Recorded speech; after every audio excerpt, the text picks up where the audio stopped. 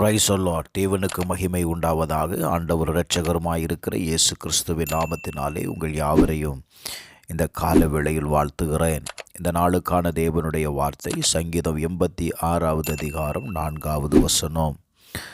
உமது அடியனுடைய ஆத்துமாவை மகிழ்ச்சியாக்கும். ஆண்டவரே, உம்மிடத்தில் என் ஆத்துமாவை உயர்த்துகிறேன். தாவீது தேவனை நோக்கி ஜெபிப்பதை நீங்கள் பார்க்க முடியும். அவன் சொல்லுகிறான், என் ஆத்துமாவை மகிழ்ச்சியாக்கும். Glory to God.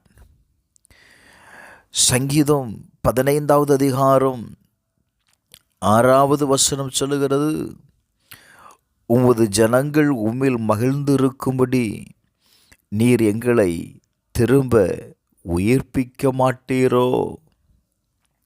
என கண்பானவர்களே, தாவீது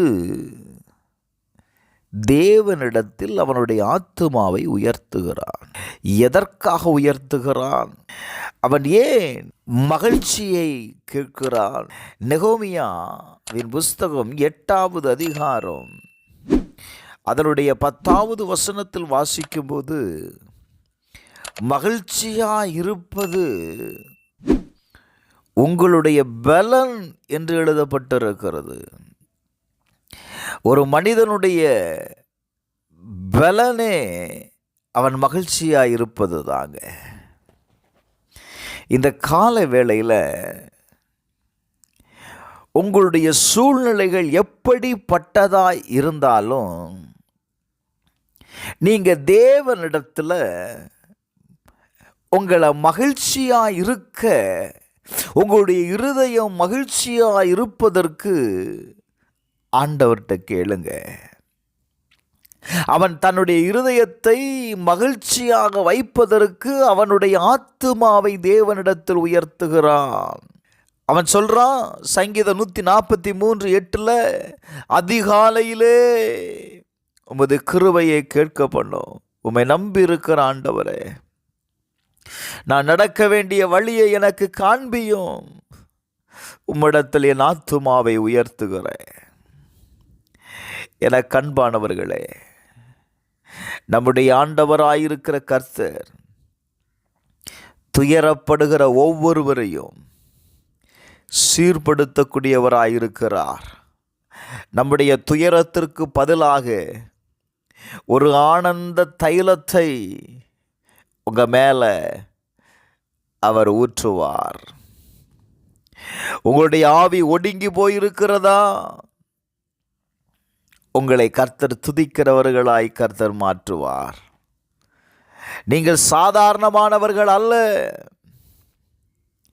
நீங்கள் கர்த்தருடைய மகிமைக்கென்று நாட்டின நீதியின் விருட்சம். அதை மறந்து போகக்கூடாது. நீங்கள் மகிழ்ச்சியாக இருந்தால் மட்டும்தான் உங்கள் காரியத்தை, ஜெயத்தை பார்க்க முடியும். உங்கள் வாழ்க்கையில் மாற்றத்தை பார்க்க முடியும். ஆண்டவர் சொல்கிறார், என் ஜனத்தை மகிழ்ச்சியாய் சிருஷ்டிக்கிறேன். ஒருவனை அவன் தாய் தேற்றுவது போல நான் உங்களை தேற்றுவேன். நீங்கள் என்னாலே தேற்றப்படுவீர்கள்.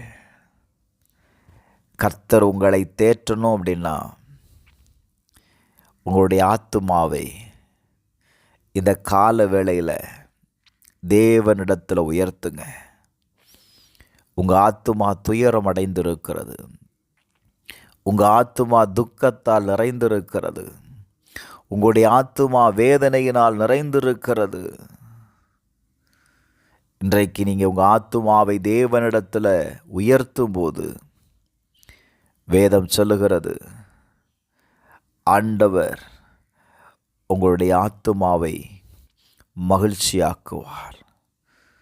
ஒரு புதிய காரியத்தை கர்த்தர் உங்களுடைய இருதயத்தில் சிருஷ்டிக்க போகிறார். அவன் சொல்லுகிறான், ஆண்டவரே, நீர் நல்லவரும் மன்னிக்கிறவரும் உம்மை நோக்கி கூப்பிடுகிற யாவர் மேலும் கிருபை மிகுந்தவருமாயிருக்கிறீர். இந்த கால வேளையில் நீங்கள் எந்த சூழ்நிலையில் இருந்தாலும் சரி, கர்த்தருடைய சமூகத்தில் உன் ஆத்துமாவை உயர்த்தும் போது கர்த்தர் உன்னை மன்னிக்கிறார். கர்த்தர் அவரை நோக்கி கூப்பிடுகிற யாவர் மேலும் தம்முடைய கிருபையை அளிக்கிறார். அவருடைய கிருபையை பெற்றுக்கொள்வதற்கு இந்த கால வேளையில் உங்கள் ஆத்துமாவை உயர்த்துவோமா? எங்கள் பரலோக பிதாவே, எங்களை மகிழ்ச்சியாக்கும். நாங்கள் மகிழ்ச்சியாக இருப்பது தான் ஐயா எங்களுடைய பலன். இன்றைக்கு எங்களுடைய பலனை நாங்கள் இழந்திருக்கிற ஒவ்வொருவருக்காக செபிக்கிறேன். கர்த்தர் எங்களுடைய விண்ணப்பத்தை கேட்டருளும். உம்முடைய கிருபை எங்களை சூழ்ந்து வரட்டும். இயேசுவின் நாமத்தில் செபிக்கிறேன் பிதாவே, ஆமென்.